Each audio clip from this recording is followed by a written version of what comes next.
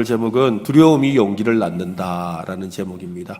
오늘 용기에 대한 내용을 좀 살펴보고 앞으로 한 두세 주 정도 더 용기에 대한 내용들을 좀 살펴보려고 합니다. 잠언에는 이런 말씀이 있습니다. 잠언 29장 25절에 보면 사람을 두려워하면 올무에 걸리게 되거니와 여호와를 의지하는 자는 안전하리라. 즉 사람을 두려워하면 결국 사람을 두려워하는 만큼 올무, 덫에 걸리게 되지만 여호와 하나님을 의지하면 그죠? 삶의 평안이 열리고 또 길이 열리고 안전하게 된다는 말입니다. 두려움이 엄습하면 평소에 말을 잘하던 사람도 말을 잘 못하게 되지요. 그죠? 제가 굉장히 이 무대 울렁증이 있는 사람이걸랑요. 안 믿어지시죠? 근데 무대 울렁증이 고쳐진 것은 한 5,000명 앞에서 설교를 하고 나니까 5,000명까지는 이제 안 떨리더라고요. 근데 하나님 은혜로 정말로 이렇게 안 떨고 설교를 하지 굉장히 많이 떨립니다. 안 믿으시는군요. 떨리거든요. 네. 근데 말을 이렇게 떨고 두렵다 보면 하고 싶은 말이 막 생각이 안 나잖아요. 그죠? 그래서 생각이 안 나서 제대로 하지 못하는 그런 일이 있죠. 또 무대에서 피아노를 연주하는 연주자도 두려움이 엄습하면 갑자기 늘 그냥 막 매일같이 연습해서 자동으로 흘러가는데 그날따라 생각이 안 나고 백지장같이 아무런 생각이 안 나서 실수하게 되기도 하지요. 두려움이 많으면 건강에도 좋지 않습니다. 병이 많이 생기는데 두려움 때문에 여러 가지 병이 생기기도 하지요. 그러므로 믿음의 사람들은 무슨 일을 만나든지 이 두려움을 이겨야 합니다. 옆 사람에게 한 말씀하시죠. 두려워하지 마십시오. 한 번 더 합시다. 두려움을 이깁시다. 네, 여러분 우리는 뭔가 이렇게 새로운 한 해를 맞이하고 또 새로운 일을 하려고 할 때 마음에 찾아오는 두려움이 있습니다. 그런데 그 두려움은 얼마든지 이겨낼 수 있습니다. 미국에 경제 공황이 왔을 때 많은 사람이 미래가 보이지 않았기 때문에 두려움에 떨고 있었습니다. 그때 그 미국의 유명한 루즈벨트 대통령은 취임 연설을 하면서 시리에 빠져 있는 국민에게 용기를 주는 유명한 말을 했습니다. 사랑하는 국민 여러분, 우리가 정말 두려워해야 할 것은 두려움 그 자체입니다. 즉, 이 두려움이 두렵다는 거죠. 이 두려움을 없애야 된다는 겁니다. 이 두려움을 빼고서는 아무것도 두려워할 것이 없습니다. 오늘날 많은 사람이 이 두려움에 사로잡혀 절망하고 이 자포자기하는 것을 봅니다.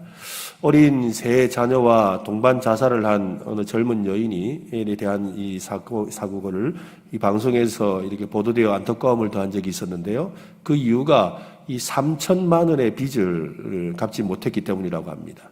사실 이 돈 이전에 앞으로 어떻게 살아가야 할지에 대한 이 불안과 걱정, 근심이, 두려움이 자포자기하게 만들었던 것이지요.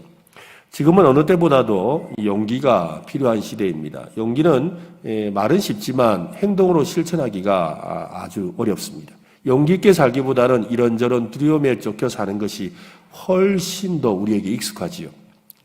두려움으로는 어떠한 긍정적인 변화도 이끌 수가 없습니다.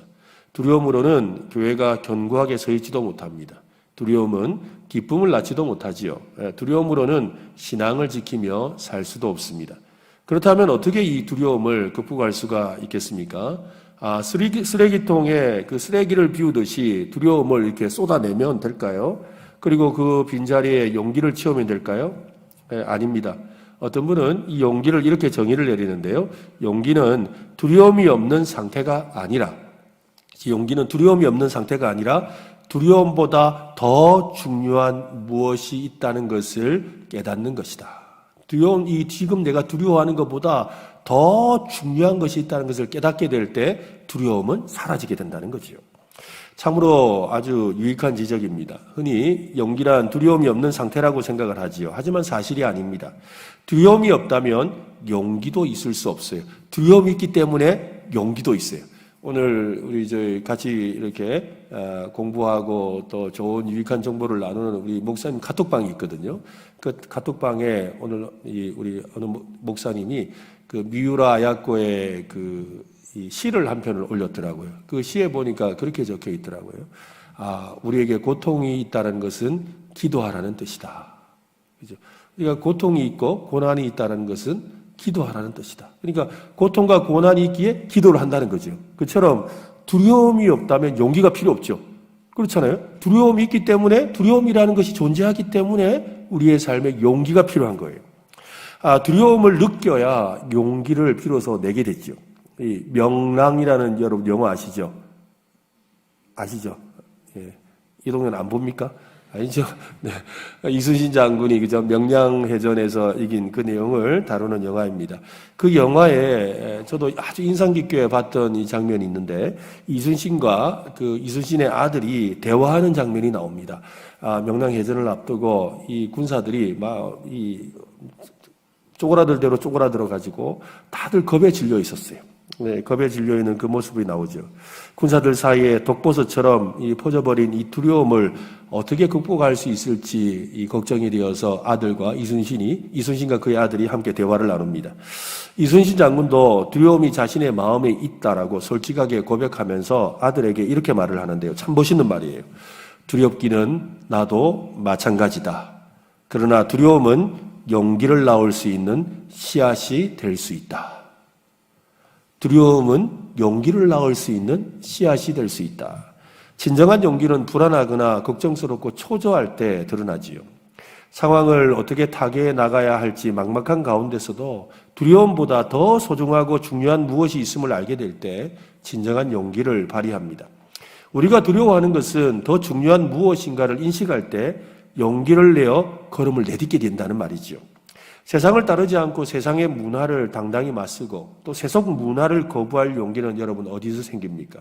세상 어디에서 용기를 우리가 찾아야 합니까? 용기를 찾기 전에 먼저 하나님을 알아야 합니다. 하나님을 알면 용기가 생깁니다. 한번 해볼까요? 하나님을 알면 용기가 솟구친다. 네, 하나님을 알면 용기가 솟구치는 거예요. 바울은 그리스도를 미워하고 또 그리스도인들을 증오하는 사람이었습니다. 그들을 말살하고자 결심했던 사람이었지요. 그의 고백에 따르면 사람을 죽이고 또 고문하고 격렬하게 예수 그리스도의 복음을 방해했던 그런 사람이었습니다.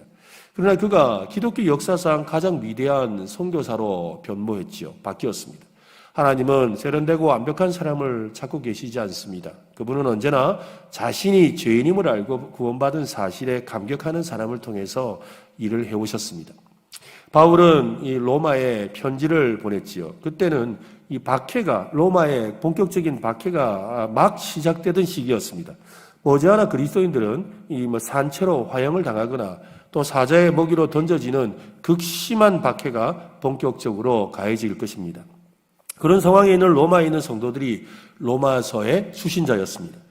오늘날 기독교의 그 설 자리가 점점 사라지고 있는 사회로 가고 있는 이 시점에 이 로마 교회 교인들이 신앙 때문에 조롱을 받고 또 핍박을 받았던 상황은 우리에게 더 깊은 공감을 주는 그런 내용이라고 할 수가 있습니다. 바울은 로마의 성도들에게 철저히 현실적이면서도 담대한 어조로 말을 하는데요. 8장 36절과 37절인데 참 좋은 말씀이에요. 같이 한번 읽어보겠습니다. 시작. 기록된 바 우리가 종일 주를 위하여 죽임을 당하게 되며 도살할 양같이 여김을 받았나이다 함과 같으니라. 그러나 이 모든 일에 우리를 사랑하시는 이로 말미암아 우리가 넉넉히 이기느니라. 37절 한 번 더 읽겠습니다. 그러나 이 모든 일에 우리를 사랑하시는 이로 말미암아 우리가 넉넉히 이기느니라. 이 말 속에 용기가 들어있죠. 그죠? 우리를 사랑하시는 이로 말미암아 우리가 넉넉히 이길 용기가 생긴다라는 겁니다. 오직 그리스도를 믿는 신앙 때문에 재산을 빼앗기고 믿음 때문에 앞으로 성공할 가망성이 사라지고 또 신앙 때문에 투옥이 되는 이 현실 앞에서 이 말씀을 읽는 것은 매우 중요합니다. 바울은 그들이 용기를 내어 살기를 원했던 거지요. 그 용기는 누구도 막을 수 없는 무한한 하나님의 사랑을 받음으로 넉넉히 이긴다라는 것입니다. 여러분, 우리가 세상 가운데 넉넉히 이기는 그런 삶을 살려면 어떻게 해야 된다고요? 하나님의 사랑을 받아야 돼요. 그래서 오늘 이 밤에 나오신 거죠. 그죠?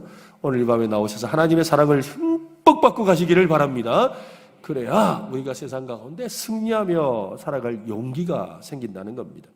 바울은 로마서 오늘 본문 11장에서 그 하나님에 대해서 묘사를 하는데요. 우리 아까 읽었던 말씀 다시 한번 보십시오. 11장 33절로 36절. 깊도다 하나님의 지혜와 지식에 풍성하며 그의 판단은 헤아리지 못할 것이며 그의 길은 찾지 못할 것이로다. 누가 주의 마음을 알았느냐? 누가 그의 모사가 되었느냐? 누가 주께 먼저 드려서 갚으심을 받겠느냐? 이는 만물이 주에게서 나오고 주로 말미암고 주에게로 돌아감이라. 그에게 영광이 세세에 있을지어다. 아멘. 사실 이 로마서는 1장부터 11장까지 그리고 12장부터 16장까지 이렇게 1부, 2부로 나눌 수가 있습니다. 그래서 1장부터 11장까지는 복음으로, 믿음으로 구원을 받는 것. 그래서 우리에게 주신 새로운 신분의 삶이 어떤 것인지, 어떤 은혜를 받았는지를 이야기하지요. 그리고 12장부터는 그런 하나님의 은혜를 경험한 우리가 세상 가운데 교회인으로서, 교회로서 어떻게 살아가야 될지에 대해서 또 말씀해 주고 있습니다. 그런데 이 오늘 방금 읽었던 11장 33절로 36절은 그러니까 앞에서부터 지금 복음은 모든 믿는 자에게 구원을 주신 하나님의 능력이라고 하면서 시작했던 그 복음과 또 믿음과 은혜와 이 모든 것들에 대한 마지막 결론이에요. 그래서 사도 바울이 기도하듯이 선포하고 있는 내용이거든요. 사도 바울은 성도들에게 자신을 바라보지 말고 하나님을 바라보라고 하는 거예요. 하나님을 바라봐라. 이 모든 것의 결론, 그것은 하나님을 바라봐야 된다. 하나님을 바라봐야 된다. 즉 하나님께 시선을 고정하라. 한번 볼까요? 하나님께 시선을 고정하라. 용기를 얻는 방법이 바로 그것이기 때문입니다. 하나님을 바라보아야 합니다. 하나님을 바라보아야 용기를 얻을 수가 있습니다. 나중에 설교 끝나고 우리 그 시선이라는 찬양을 같이 한번 부를 텐데요. 저는 이 시선이라는 찬양을 저희 가족이 이 담임 목회지를 구하면서 간절히 하나님 앞에 기도할 때 매일같이 불렀던 노래입니다. 매일같이 불렀는데 그 노래를 부를 때마다 마음이 딱 중심이 잡혔죠. 모든 시선을 주님께 드리고, 그죠? 전능하신 하나님을 느낄 때 내 삶에 하나님의 인도하심이 시작되는 거예요. 근데 자꾸 다른 사람의 이야기가 들리고 다른 사람의 모습이 보이고 또 저렇게 살아야 되나 이런 생각이 들면 마음이 흔들리죠. 근데 모든 시선을 하나님께 고정하면, 모든 시선을 하나님께 드리면 마음속에 있는 불안과 두려움이 사라져버립니다. 그런 은혜가 여러분에게도 임하시기를 바랍니다. 그죠? 용기를 얻는 방법이 바로 그것입니다. 하나님을 바라보아야 합니다. 하나님을 바라보아야 용기를 얻을 수가 있습니다. 바울은 먼저 하나님의 그 어떤 모습을 바라보라고 할까요? 하나님의 부요하심을 바라보라고. 하나님의 부요하심. 그래서 33절에 보면 하나님의 지혜와 지식에 풍성하며, 하나님의 지혜와 지식에 풍성하며, 하나님이 풍성한 것을, 부요하심을 바라보라는 거죠. 로마에 사는 성도들은 신앙을 지킨다는 이유만으로 직장을 잃게 되기도 하고 재산을 몰수당하기도 하고 나그네처럼 떠도는 삶을 살아야 했습니다. 그런 상황에 있는 성도들을 향해서 하나님의 부요하심을 선포하고 있습니다. 우리는 모두 재정과 관련한 심각한 스트레스를 한 번쯤은 경험한 적이 있습니다. 재정적인 압박을 받으면 현재 가진 재산이나 빈곤한 처지를 생각하다가 두려움에 사로잡히곤 하지요. 바울은 그런 두려움이 찾아올 때 우리의 처지가 아니라 하나님의 부요하심의 시선을 고정하라는 거예요. 하나님의 부요하심의 시선을 고정하라는 거예요. 사람들은 이런저런 제약 가운데 살지만 하나님은 아무런 제약이 없으십니다. 하나님은 말씀만으로 자신이 원하는 것을 마음대로 만드실 수가 있습니다. 사도 바울은 돈을 안전하게 지키거나 남에게 재물을 빼앗기지 않으려고 골몰하지 말라고 하지요. 가진 것을 빼앗기는 것은 중요하지 않다고 일깨워줍니다. 결국 파산하거나 감옥에 갇히는 것도 궁극적으로 중요하지 않다고 합니다. 하나님은 어마어마한 부자이시고 그분의 풍족함은 영원히 우리의 것이 될 것입니다. 아버지의 부유하심을 생각하면 이 세상에서 가진 재물이 사라질 수 있다는 두려움을 이길 용기가 생긴다는 거지요. 바울은 계속해서 하나님의 그 지혜와 지식에 우리의 시선을 고정하라고 합니다. 앞일을 계획하시는 이는 하나님이시죠. 내가 계획하는 거 아닙니다. 내가 계획하는 거 아니에요. 하나님이 계획하시죠. 하나님의 계획하신 대로 살아가는 거예요. 우리가 지금 창세기 말씀을 통해서 바로 그걸 깨닫고 있지 않습니까? 그죠? 우리 다말과 또 유다의 이야기 지난주에 나누었고 또 계속해서 요셉의 이야기를 나누고 있는데 이번 주에도 요셉의 이야기를 나누면서 형통에 대한 이야기를 하게 될 텐데 이 형통이라는 것은 하나님의 뜻이 펼쳐진다는 뜻이에요. 하나님의 뜻이 펼쳐진다. 그러니까 하나님께서 계획하신 일은 이루시는 거죠. 그러니까 우리의 앞일을 계획하시는 일은 내가 아니라 하나님이시라는 거죠. 앞으로 일어날 일을 하나님이 알고 계신다는 진리를 로마의 그리스도인들이 확신하기를 원했던 겁니다. 지금 바울의 편지를 받는 성도들은 로마에 살고 있습니다. 그들은 로마 제국의 이 종말을 꿈에도 생각할 수 없었어요. 그 시점에 로마가 망한다고? 우리는 알죠. 로마 망한 거. 여러분 로마 망한 거 아시죠? 모르세요? 로마라는 나라가 없습니다. 그죠? 이태리 로마는 있어도 로마라는 제국은 사라지고 없어요. 없다고요. 그 위대했던 로마지. 위대한 로마가 아니에요. 위대했던 로마라는 거예요. 우리는 그 결론을 알아요. 그렇지만 이 로마서를 읽고 있던 그 당시에 로마에 살던 그리스도인들은 아니 로마 시민들은 로마가 망한다고? 말도 안 되는 소리. 로마여 영원하라. 그죠? 로마의 평화가 영원하라. 이거였거든요. 그러니까 그들은 최고의 전성기를 누리고 있었습니다. 그런 상황에서 로마의 위상에 변화가 오리라는 것은 상상조차 할 수가 없었습니다. 당시 세상은 그랬습니다. 누구나 당시 로마 사람들처럼 당대의 세계관이라는 렌즈를 통해서 자기의 인생을 바라보죠. 우리도 마찬가지죠. 우리가 지금 야 이거 뭐 하겠나 이러면서 야 저거 뭐 삼성이 망하겠나 저거 잘 나가는데 또 뭐 어디가 잘 나가는데 그러잖아요. 근데 여러분 생각해보세요. 옛날에 소니가 최고라 그랬는데 지금 소니 어디 이름도 못 내밉니다, 여러분. 그렇잖아요, 그죠? 뭐 유명하던 회사들 지금 생각해보세요. 별로 살아남은 회사 별로 없어요. 그러니까 그때 우리는 야 지금 이거 꼭 해야 된다, 요거 해야 된다 이런 세계관을 가지고 보잖아요. 그래서 막 얼마 전까지만 해도 코인을 해야 된다고, 뭐 비트코인을 해야 된다고, 뭐 그런 세계관으로 세상을 보잖아요. 그런데 좀 지나고 나서 보면 그거 아무것도 아니잖아요.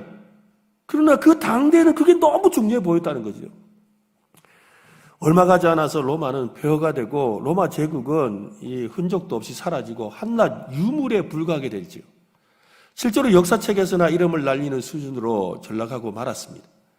전지하신 하나님이 우리의 머리로 이해할 수 없는 방식으로 만물을 운행하고 계신다는 겁니다. 하나님의 시간은 길고 장대합니다.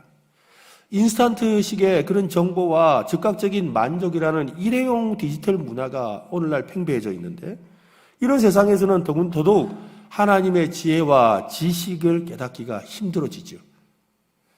우리는 자신의 영적인 욕구에 즉각적인 응답과 해결을 바랍니다. 그러나 하나님은 그런 방식으로 일하신 적이 없으십니다. 하나님은 하나님의 지혜와 지식을 따라 지금도 세상을 통치하고 계십니다. 하나님은 너무 크고 위대하신 분이죠. 그래서 이 고백이 절로 나오는 것입니다. 33절인데요. 같이 한번 읽어보겠습니다. 시작. 깊도다 하나님의 지혜와 지식에 풍성하며 그의 판단은 헤아리지 못할 것이며 그의 길은 찾지 못할 것이로다. 이 말씀을 가슴 깊이 새겨하는 이유가 있습니다. 아직은 아니라 하더라도 언젠가는 믿음을 지킨다는 이유로 소외되고 조롱받고 짓밟힐 날이 올 것이기 때문이지요. 우리에게 그런 순간이 닥칠 때 하나님 아버지의 지혜와 지식은 너무나도 중요하다는 것입니다. 그리스도인이라는 이유로 친구를 잃어버리거나 또 직장에서 쫓김을 당하거나 또 감옥에 투옥되는 순간을 만날 수도 있지요. 또 소망을 버리고 믿음을 저버리는 그런 유혹을 받기도 합니다. 우리는 유한한 존재이기 때문에 어떤 특정한 공간과 시간 속에 존재할 뿐이잖아요. 상황에 따라 세상을 보는 방식이 우리가 지금 겪고 있는 이 일, 지금 겪고 있는 이 상황, 요 선에서 보고 있는 거예요. 딱 요 선에서 봐요. 참 사람이 다 그런 것 같아요. 딱 이야기하는 거 들어보면 그 사람이 지금 어디 살고 있는지 또 그 사람이 어떤 안경을 쓰고 있는지가 다 보이는 거죠. 하나님은 그런데 시간 안에 계시는 분이 아니에요. 사람은 시간 안에 존재하잖아요. 그죠? 흘러가는 그 시간 속에 어느 경점에 있어요. 그래서 시편 기자가 그래 말을 하잖아요. 인생은 푸른 씨드고 꽃은 마르나 하나님은 영원한데 인생이 가만히 보니까 아침에 자랐다가 저녁에 배임을 당하는 그런 정말로 인생의 긴 여정 속에 하나의 경점, 한순간에 불과하다고 성경이 말하잖아요. 우리는 시간 안에 존재하는 어떤 한 부분일 뿐이지요. 그런데 여러분, 하나님은 시간 밖에 계세요. 시간 밖에 계신다고. 하나님은 시간의 제약을 받지 않으시죠. 우리와 다르게 전체적으로 모든 것을 한눈에 보시는 거예요. 하나님은 처음과 끝이시잖아요. 그죠? 알파와 오메가시잖아요. 그러니까 하나님은 시간의 처음과 시간의 마지막을 다 보고 계시는 거예요. 다 보시면서 그 안에서 우리는 정말로 작은 존재와 같이 있는 우리의 모습에 대해서 이야기하고 있는 것을 보지. 이번에 그 교육자 수련회 가서 이제 돌아오는 길에 저 가덕도를 지나오다가 이 차를 한잔 한다고 커피숍을 갔는데 저 높은 곳에 있는 커피숍이더라고요. 그래 밑에 그 항구가 이렇게 쫙 보이는데 우리 전도사님이 그러시더라고요. 야, 저 진짜 저 큰 차들 그다음에 뭐 이렇게 배들이 조그마하게 보이는 거예요. 그러니까 이 전도사님이 그러시더라고요. 아유, 우리 하나님 보시기에도 우리가 저래 보이겠지요. 그렇잖아요, 그죠? 예, 하나님 보시기에 우리는 그보다 더 작게 보일 거 아니에요. 왜? 하나님은 처음과 끝을 다 보고 계시는 분이시니까요. 하나님은 우주의 아득한 저편 끝에서 계신 것처럼 또 지금 여기에도 계시고 또 거기에도 계시죠. 하나님은 시간 밖에 계십니다. 그분의 지혜와 지식은 너무나도 깊어서 도무지 측량이 불가합니다. 우리는 정확한 질문을 제시할 지적 능력조차 갖추지 못한 존재이기 때문에 하나님의 지혜와 지식에 대해 제대로 된 의문을 가질 수밖에 없는 거지요. 가질 수도 없다는 겁니다. 사도 바울이 로마의 성도들에게 하나님의 그 전지하심을 강조하는 이유는 여러분 무엇이겠습니까? 왜 지금 하나님의 그 전지하심을 너희가 알아야 된다라고 깊도다 하나님의 지식과 지혜의 그 풍성함에 대해서 말하고 있을까요? 박해와 소외로 고통당하는 그리스도인들에게 바울은 하나님이 우리를 버리지 않으셨고 잃은 적이 없다라고 말하고 싶으신 거예요. 찰나적인 시각이 우리에게 무엇이나 속삭이든지 간에 우리는 하나님의 지혜와 지식이 얼마나 깊고 넓은지 우리의 머리로는 도무지 헤아릴 수 없다는 사실을 인정하고 그냥 믿으라는 거예요. 여러분, 머리로 이해하고 믿으려 하지 말고 그냥 믿으세요. 하나님의 크심을 그냥 믿어야 돼요. 우리가 하나님의 크심을 다 우리 머리로 이해하려고 그러면 머리 터집니다. 놓을 수가 없죠. 성경을 통해서뿐만 아니라 역사를 통해서도 우리는 이 말씀이 얼마나 정확한 진실인지를 확인할 수가 있습니다. 로마서가 기록된 지 채 300년이 지나지 않아서 로마 제국의 전체 인구 중에 절반 이상이 그리스도인으로 바뀌어요. 지금은 정말로 몇몇 사람들만 모이는 작은 교회죠. 로마에 지금 편지를 보낼 당시에. 그리고 로마에 가서 그가 복음을 전하고 싶어 했어요. 그랬는데 그 편지가 전달되고 나서 300년도 채 되기 전에 어떻게 해요? 기독교로 공인이 되고 로마의 기독교가 공인되고 그죠? 절반 이상이 예수를 믿고 기독교인이 되는 역사가 일어나잖아요. 불신의 시도로 접어들면서 우리는 더욱 심각한 불안에 시달릴지도 모릅니다. 이 시기가 얼마나 지속될지 또 얼마나 힘든 일을 겪을지 앞으로 무슨 일이 일어날지 아무도 모릅니다. 그러나 하나님은 아십니다. 이 모든 것을 하나님이 알고 계신다는 것. 하나님의 모든 선하신 뜻 안에 이것이 있습니다. 하나님은 주권자가 되시고 그 지혜와 지식이 무궁하십니다. 우리가 속해 있는 역사의 작은 조각은 말 그대로 그냥 작은 조각일 뿐이죠. 하나님은 누구도 방해하거나 중단시킬 수 없는 위대하고 광대한 계획을 품고 계십니다. 그 사실을 믿고 확신하면 얼마든지 두려움을 극복하고 용기를 낼 수 있다라는 것입니다. 안타까운 사실은 크신 하나님을 우리가 바라보지 않는다라는 데 있습니다. 하나님의 크심을 믿고 바라보지 않는다는 거죠. 우리의 시야는 지극히 협소해서 눈앞에 있는 것에 사로잡혀 있습니다. 진정한 용기를 갖고 살려면 자신의 그 약점을 정확히 평가해야 됩니다. 내 눈이 근시안이라는 것. 그죠? 내 눈은 조금밖에 못 본다는 걸 인정해야 돼요. 그러기 위해서는 하나님의 시각에 비추어서 우리 자신을 평가하고 우리가 얼마나 작고 보잘것없는 존재인지를 깨달아야 합니다. 바울은 그래서 이렇게 우리에게 권면하죠. 34절과 35절인데요. 같이 한번 읽어보겠습니다. 누가 주의 마음을 알았느냐? 누가 주께 먼저 드려서 갚으심을 받겠느냐? 이 질문에 대답할 사람은 아무도 없지요. 이 편지가 로마 교인들에게 큰 소리로 낭독되었을 때 낭독을 하는 중에 어떤 사람이 손 들고서 잠깐 나는 주님 마음 압니다. 내가 주님한테 그래 말했어요. 내가 주님 앞에 내가 하나님이 풍성하실 수 있도록 내가 좀 드렸습니다. 라고 손 들고 말할 만한 사람이 있다 없다? 없다 이 말이죠. 없다 한 사람도 없다는 거죠. 아무도 없었고 있을 수도 없지요. 이 지상에서 하나님의 길을 정확하게 이해하거나 하나님께 조언을 드릴 수 있을 정도로 지식이 있는 사람은 아무도 없습니다. 근데 우리는 가끔씩 그러잖아요. 아이고 하나님 이거 좀 해주셔야 됩니다. 하나님 이거 하셔야 됩니다. 하나님 이게 돼야 하나님이 영광이 됩니다. 우리가 참 대단해요, 그죠? 하나님한테 지금 그러고 있는 거예요. 하나님 이거 하셔야 하나님 여기 앞으로 하나님 영광이 되고요. 이걸 해주셔야 앞으로 사람들이 하나님 믿고 따릅니다. 우리가 굉장히 이렇게 하나님한테 뭘 좀 해드리는 것 같이 이렇게 말할 때가 좀 있잖아요. 그러나 그것은 우리의 착각이죠. 하나님은 우리의 지식이 조금도 필요하지 않습니다. 누구에게도 신세를 지지 않는 분이십니다. 이미 모든 것이 하나님의 것이지요. 하나님께 드릴 것이 우리에게는 아무것도 없어요. 마치 그 어린 자녀가 저희 집의 아이가 아빠 생일 선물을 사주고 싶어요. 근데 지가 돈이 어디 있겠어요, 그죠? 근데 생일 선물을 사고 싶어서 엄마한테 아빠 생일 선물 사고 싶어요. 그래요. 그러면 엄마가 그죠? 용돈을 줄 거 아니에요. 그럼 용돈 가지고 가서 아빠 생일 선물을 사가지고 와요. 그러면 내가 받았어요. 근데 따지고 보면 이거 누구 돈으로 산 거예요? 내 돈으로 산 거예요. 내 돈 갖고 지가 사서 나한테 생색 내는 거지. 그렇잖아요? 그런 거예요. 그러니까 결국에는 내 은행 잔고에서 돈이 나간 거예요. 그러니까 나에게 있어서는 얘가 선물을 줬다 해가지고 나한테 뭘 더해진 게 별로 없어요. 단지 내 은행 잔고가 줄어들었을 뿐이지. 그렇지 않습니까? 하나님도 그렇지도 않은 거죠. 다 하나님의 것인데 그 하나님께서 우리가 그걸 아이가 그 선물 사기 위해서 가져와서 우리가 아이가 드리는 것처럼 우리도 하나님의 것을 가져와서 그저 하나님께 드릴 뿐이거든요. 그 드리는 거예요. 바로 그렇게 우리의 모습이라는 거죠. 하나님이 우리에게 주신 모든 것은 다 하나님의 영광을 위한 것입니다. 그 무엇을 드리더라도 하나님이 우리에게 빚을 지는 것이 아닙니다.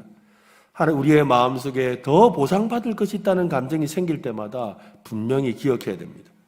그 감정은 하나님이 우리에게 신세를 졌다는 생각이 은연중에 있는 거죠. 내가 이번에 이렇게 좀 드렸는데, 내가 이번에 이렇게 헌신 좀 했는데 뭐가 좀 있어야 되지 않겠어요? 이건 뭐예요? 하나님이 좀 부족하신데 내가 좀 도와드렸다는 거죠. 그러니까 하나님이 좀 고마워하실 거라는 거예요. 그런 마음이 있는 거죠. 근데 사실은 내 거 가지고 네가 가서 쓰고 왜 나한테 고맙다 해? 나한테 나더러 네 보고 고맙다 해야 하냐? 이렇게 생각하시는 게 정상 아니겠어요? 좀 아닌 것 같습니까? 그죠? 그렇잖아요. 그게 현실인 거예요. 하나님은 어떤 경우에도 우리에게 신세를 지지 않습니다, 여러분. 우리에게 신세를 지시는 분이라면 하나님이 아니죠. 하나님은 홀로 계시는 분이고 자존하시는 분이라잖아요. 누구의 도움이 필요한 분이 아니에요. 모자라지 않으시는 분이에요. 그런 분이 하나님이시라고요. 그러니까 모든 것은 하나님이 주신 선물이에요. 우리의 모든 호흡이 선물이고 우리의 모든 웃음도 은혜이고 우리의 입가의 모든 미소도 하나님의 그 자비하심 덕분이지요. 하나님을 바라보며 우리가 할 일은 바로 이겁니다. 우리가 얼마나 작고 비천한 존재인지를 인정하는 것이죠. 하나님의 지극히 크고 위대하심을 깨닫는 것입니다. 바울의 고백이 바로 그렇습니다. 36절 또 읽어보겠습니다. 같이 시작. 이는 만물이 주에게서 나오고 주로 말미암고 주에게로 돌아갑니다. 그에게 영광이 세세에 있을지어다. 아멘. 하나님의 위대하심을 제대로 이해하면 하나님만이 주시는 놀랍고 거대한 용기가 생기기 시작하는 거죠. 우리 자신을 바라보지 말고 눈을 들어 하나님의 영광과 지혜와 부유하심을 바라보면 힘과 소망이 생기게 된다는 거예요. 우리가 사실 마음에 굉장히 불안해하고 두려워하는 거 따지고 보면요. 지금 그 가지고 있는 그거 빼앗길까 봐. 그거 잃어버릴까 봐. 그것 때문에 불안하거든요. 그것 때문에 두려워요. 그런데 하나님이 가지고 계신 더 큰 것을 우리가 본다면 하나님이 가지고 계신 그 놀라운 것을 우리가 확신한다면, 하나님을 바라본다면 어떻게 되겠어요? 야, 조그마한 게 다가 아니네. 그죠? 우리 눈으로 이게 다거든요. 요거 놓으면 죽을 것 같아요. 이거 놓으면 인생 비참해질 것 같아요. 이거 잃어버리면 나 어떻게 살아? 이 마음이 드는 거예요. 그러니까 그거 붙들라고 온갖 별짓을 다 하는 거예요. 그런데 하나님을 바라보고 하나님의 크심을 보기 시작하면 고까이 것. 그죠? 고까이 것. 그러고 나서 보면 뭐예요? 용기가 생기는 거지요. 내려놓을 용기가 생기고, 달려갈 용기가 생기고, 일어설 용기가 생기는 거예요. 없어도 살아갈 용기가 생기는 거예요.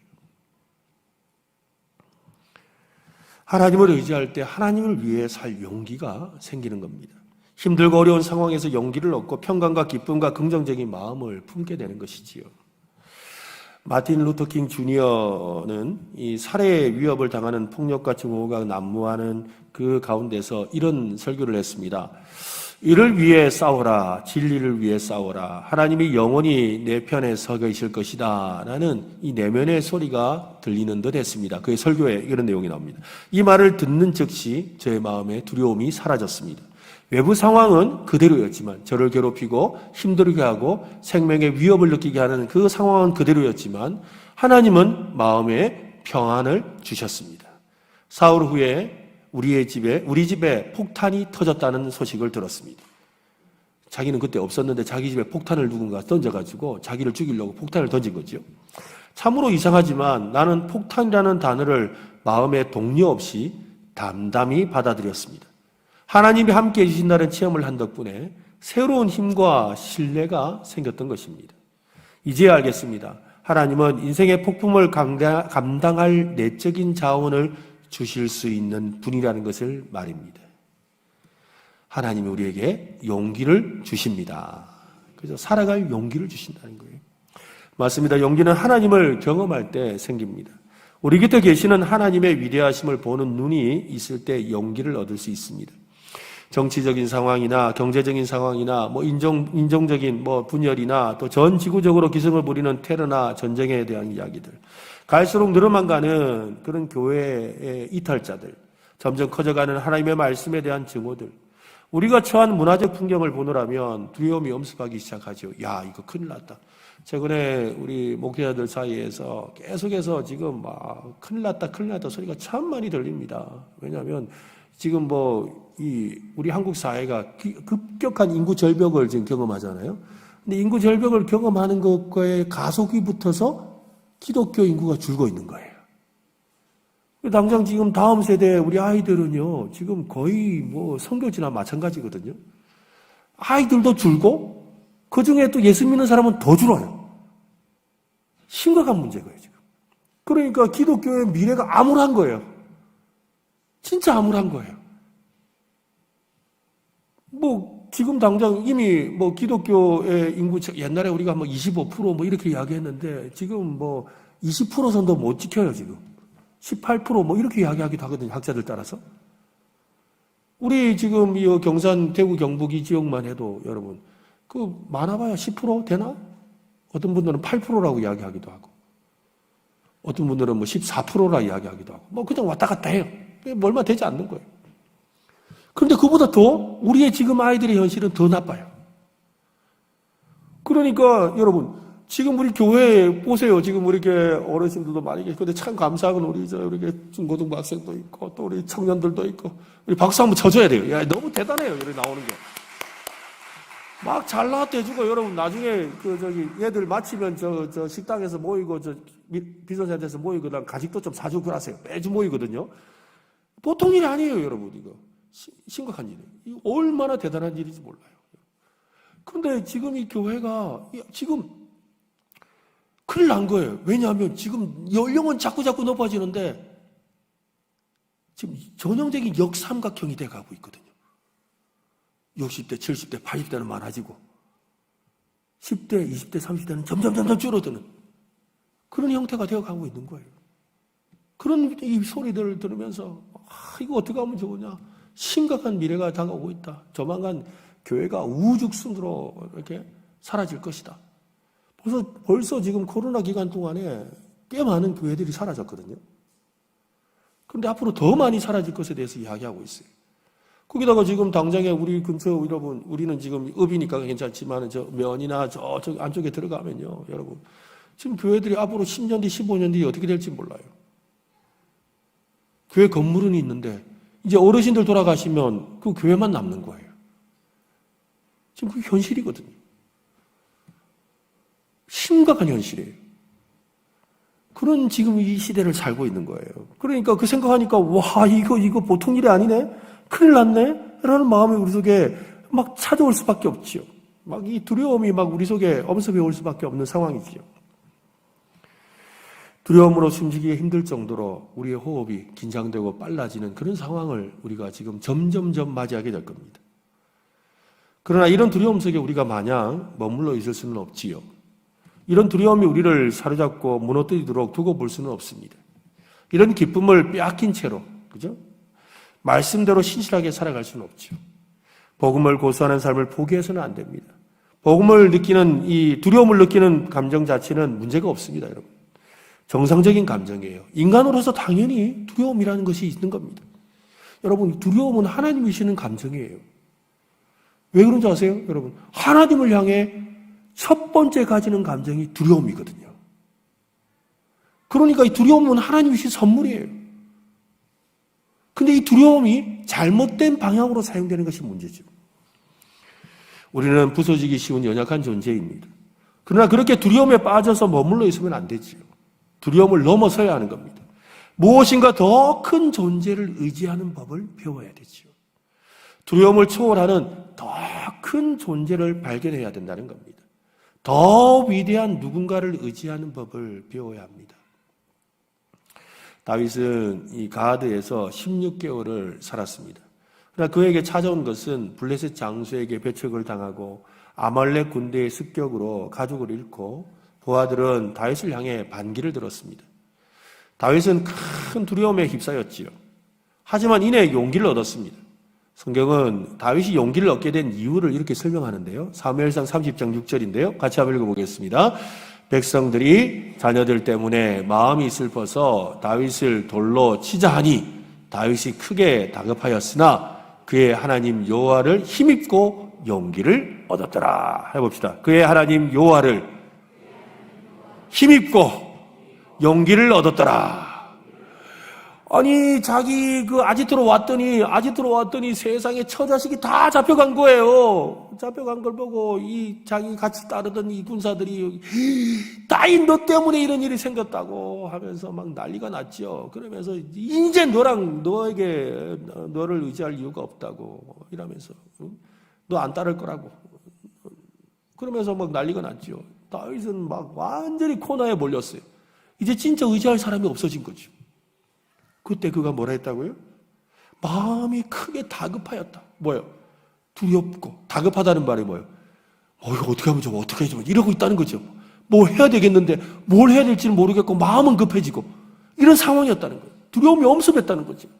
그때 그의 하나님 여호와를 힘입고 용기를 얻었더라. 여러분 혹시 우리 가운데 마음에 불안하고 두려움이 있는 분이 있다면 오늘 하나님으로 힘입으시기를 바랍니다. 그렇죠? 우리에게 필요한 용기는 오직 우리 자신에게서 시선을 돌려 주를 바라볼 때 생기는 거예요. 하나님이 주시는 용기에는 우리를 자유롭게 하고 완전히 변화시키는 힘이 있습니다. 이 세상이 우리에게서 모든 것을 빼앗아 가더라도 하나님은 그보다 훨씬 더 위대하시고 영원하시고 주권자가 되시고 놀라우신 분이십니다. 우리는 우리를 사랑하시는 이로 말미암아 언제나 넉넉히 이길 수 있습니다. 오늘 이 밤에 우리를 사랑하시는 그 하나님을 신뢰하고 그 하나님께 우리의 시선을 고정하고 그래서 우리의 삶 속에서 모든 두려움 속에서도 용기를 내어 승리하는 성도들 되시기를 예수님의 이름으로 축원합니다.